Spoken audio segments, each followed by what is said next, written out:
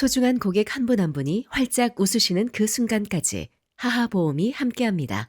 자동차, 주택, 비즈니스, 건강, 생명보험까지 둘루스 H마트몰 청담 2층 고객의 웃음을 지키는 보험 하하 인슈런스. 건강, 체질을 알아야 합니다. 팔체질 한방 전문 누가병원, 체질 진단으로 맞춤 치료, 두통, 알레르기, 만성 피로 관리와 교통사고 카이로 치료까지 누가병원. 체질에 맞는 음식은 사람을 살립니다. 애틀란타 부동산 경험이 답입니다. 36년 경력의 켈러 윌리엄스 리얼티, 앤킴 부동산 전문인, 주택매매부터 투자 상담까지 믿고 맡기세요. 770-355-3560. 융자의 정석, 이진명이 이끄는 트리니티는 진솔하고 명확합니다.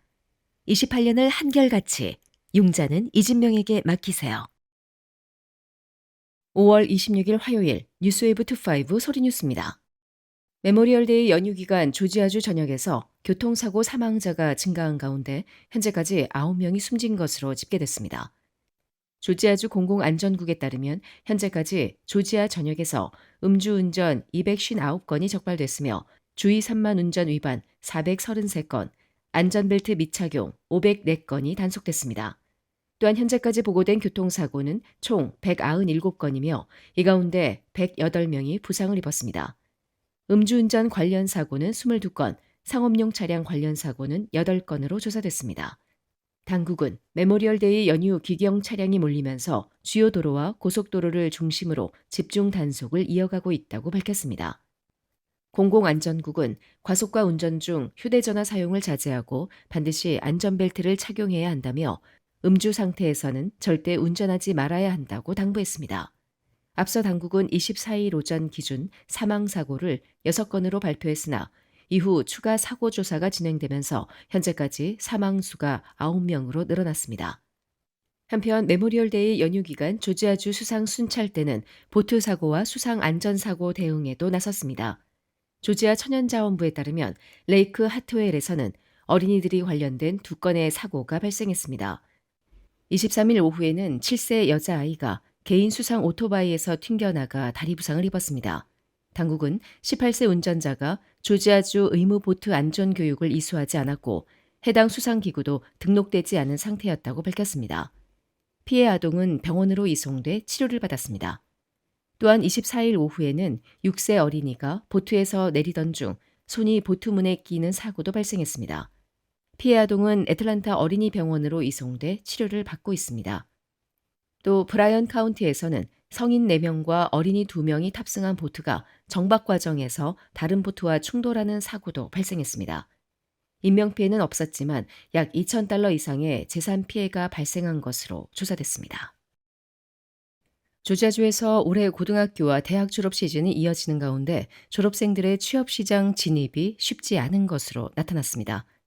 올해 3월 기준 22세에서 27세 대학 졸업자의 실업률은 5.6%로 전체 노동자 평균보다 높은 수준을 기록했습니다. 또한 최근 미 주요 언론들은 신규 채용 비율이 팬데믹 이전 수준을 장기간 밑돌고 있다고 보도하며 청년층 취업 시장의 어려움이 이어지고 있다고 분석했습니다. 일부 대학생들은 인공지능 확산으로 일자리가 줄어들 것을 우려하고 있지만 전문가들은 현재 취업난의 핵심 원인이 AI 자체보다는 노동시장 참여 인구 증가에 있다고 보고 있습니다. 경제정책연구소는 최근 보고서를 통해 구직자 수 증가가 실업률 상승의 주요 원인이라며 실제 고용 가능성이 급격히 낮아진 것은 아니다라고 설명했습니다. 전미 대학 고용주 협회가 4월 발표한 조사에 따르면 기업의 약 40%는 AI 기술 보유 여부를 주요 채용 조건으로 고려하지 않는 것으로 나타났습니다. 기업들이 가장 중요하게 보는 AI 관련 역량은 업무에 적합한 AI 도구를 이해하고 활용할 수 있는 능력으로 조사됐습니다. 이에 따라 조지아주 대학들도 AI 및 데이터 관련 교육 확대에 나서고 있습니다. 조지아 인스티튜트 오브 테크놀로지는 현재 약 200개의 AI 관련 강의를 운영 중이며 유니버시티 오브 조지아는 AI 및 데이터 과학 분야 전문 교수진 70명 채용 프로젝트를 추진하고 있습니다. 다만 올해 졸업생들에게 긍정적인 전망도 나오고 있습니다. 전미 대학 고용주 협회 보고서에 따르면 기업들은 2026년 졸업생 채용 규모를 지난해보다 5.6% 늘릴 계획인 것으로 조사됐습니다. 특히 건설, 엔지니어링 서비스, 도매업 분야의 채용 증가가 예상되며 조지아 노동부 역시 제조업과 헬스케어, 사회복지, 도매업 분야에서 고용 증가세를 전망했습니다. 전공별로는 공학계열 졸업생들의 강세가 두드러졌습니다. 조지아 대학교 시스템 자료에 따르면 화학공학 및 전기공학 학사 졸업자의 첫해 중간 연봉은 8만 달러를 넘는 것으로 나타났습니다. 컴퓨터공학 전공 졸업자는 약 7만 5천 달러, 간호사는 약 7만 3천 달러 수준의 초봉을 받는 것으로 조사됐습니다. 전문가들은 AI 시대에도 결국 중요한 것은 문제 해결 능력과 실무 활용 역량이라며 기술 변화에 적응할 수 있는 인재 수요는 계속 증가할 것이라고 전망했습니다. 미 식품의약국이 살모넬라 오염 가능성이 있는 건조 우유 원료와 관련해 버블티와 커피, 차 믹스 제품 20여 종에 대해 추가 리콜 조치를 발표했습니다. 이번 리콜 대상 제품들은 조지아를 포함한 미국 25개 주에서 유통된 것으로 확인됐습니다. FDA에 따르면 이번 리콜 제품들은 캘리포니아 소재 제조업체인 SKS 코팩이 생산한 제품으로 엔젤 스페셜리티 프로덕트를 비롯해 보바타임, 덴바, 파날레, 로얄 골드 등 여러 브랜드명으로 판매됐습니다. 해당 제품들은 조지아를 포함한 전국 카페와 레스토랑 등에 공급됐으며 일부 제품들은 온라인을 통해서도 판매된 것으로 나타났습니다. 이번 조치는 지난 4월 캘리포니아 데리스 INC가 살모넬라 오염 가능성을 이유로 일부 건조 우유와 건조 버터밀크를 자발적으로 리콜한 데 따른 후속 조치입니다. FDA는 문제의 원료가 여러 제조업체와 유통업체에 공급된 사실을 확인한 뒤 해당 원료가 사용된 제품들에 대한 추적 조사를 진행해 왔습니다. 리콜 대상에는 말차 그린티, 타로 밀크티, 캐러멜 라떼, 화이트 초콜릿 음료 믹스, 프렌치 바닐라 카푸치노, 피스타치오 파우더, 우베 타로 믹스 등 다양한 음료 및 디저트 베이스 제품이 포함됐습니다. 보건당국은 살모넬라균에 오염된 식품을 섭취할 경우 발열과 설사, 복통, 구토 등의 증상이 나타날 수 있다고 경고했습니다.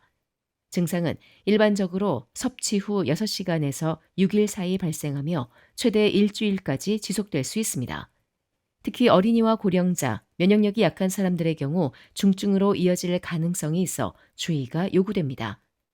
한편 FDA는 현재까지 이번 리콜과 관련된 감염 사례는 보고되지 않았다고 밝혔습니다. 다만 추가 리콜 가능성을 열어두고 조사를 이어가고 있습니다. 각종 반찬, 도시락, 잔치 음식으로 30년을 지켜온 한국의 맛, 나눔 잔치집 404-543-9113 오늘 식탁이 파티가 됩니다. 한 곳에서 시작되는 안정된 미래, 선우앤선우 종합보험. 영어 때문에 답답하셨나요? 단 90일, 기적이 시작됩니다. 경이로운 영어 공부법, 윤 아카데미. 지금 바로 상담하세요. 404-453-9898. 미 질병통제예방센터가 에볼라 확산 대응 차원에서 강화된 입국 검역 절차를 애틀란타 하츠필드 잭슨 국제공항까지 확대했습니다. CDC는 지난 24일 발표를 통해 워싱턴 달러스 국제공항과 휴스턴 조지 부시 국제공항에 이어 애틀란타 공항에서도 강화된 공중보건 입국 검사를 시행한다고 밝혔습니다. 이번 조치는 지난 5월 초 콩고 민주공화국에서 발생한 에볼라 확산에 대응하기 위한 것입니다. CDC에 따르면 현재 미국 내에서는 에볼라 의심 확진 사례가 보고되지 않았으며 미국 내 에볼라 위험은 낮은 수준이라고 설명했습니다. 그러나 당국은 해외 출국 전 검사, 항공사 질병 보고 체계, 입국 후 건강 모니터링 등 다층적 방역 조치의 일환으로 강화 검역을 시행한다고 밝혔습니다. 이번 검역 대상은 최근 21일 이내 콩고 민주공화국, 우간다, 남수단을 방문한 여행객들입니다. 미 보건복지부와 CDC는 지난주 해당 국가 방문 이력이 있는 비시민권자 및 영주권자의 미국 입국을 제한하는 명령도 발표했습니다. 미시민권자의 경우 입국은 가능하지만 애틀란타, 휴스턴, 워싱턴 공항을 통해 재예약돼 강화 검역 절차를 거쳐야 합니다. 이 강화 검역에는 여행 이력 및 증상 관련 문진표 작성, CDC 직원의 건강상태 평가 등이 포함됩니다. 또 증상이 없는 승객은 최종 목적지로 이동할 수 있지만 연락처 정보는 각 주 및 지역 보건당국과 공유됩니다. 이번 콩고 에볼라 바이러스는 분디부교 계열로 현재 승인된 백신이나 치료제가 없는 것으로 알려졌습니다. 이는 2014년에서 2016년 서아프리카 대유행 및 2018년도에서 2020년 유행 당시의 바이러스와는 다른 유형입니다. 2014년에서 2016년 에볼라 대유행 당시에는 11,000명 이상이 사망했으며 이는 1976년 에볼라 발견 이후 최대 규모였습니다. 최근 발생했던 에볼라 확산은 2025년 우간다와 콩고에서 보고된 바 있습니다. 현재 콩고 및 우간다 보건당국은 콩고 내 에볼라 관련 사망자 9명, 의심 사망자 176명, 의심 사례 746건을 보고하고 있습니다. 한편 애틀란타는 2026 FIFA 월드컵 개최 도시 가운데 하나입니다. 오는 6월 27일에는 콩고와 우즈베키스탄 경기 개최가 예정돼 있습니다. 이에 백악관 월드컵 태스크포스의 앤드루 줄리아니 사무총장은 ESPN 인터뷰에서 콩고 대표팀은 현재 훈련 중인 벨기에에서 21일간 격리를 마친 뒤 미국에 입국해야 한다는 점을 분명히 전달했다고 밝혔습니다. 미 연방법무부가 지난 23일 백악관 인근에서 발생한 총격 사건을 도널드 트럼프 대통령에 대한 또 하나의 암살 시도로 규정했다고 ABC 방송이 25일 보도했습니다. 보도에 따르면 전날 법무부는 워싱턴 DC의 연방지방법원 리처드 리엄 판사에게 제출한 문서에서 백악관 경호 요원들과 교정 끝에 사살된 용의자 나시르 베스트가 다시 한번 대통령과 그의 가족, 그의 참모들을 암살하려 했다고 주장했습니다.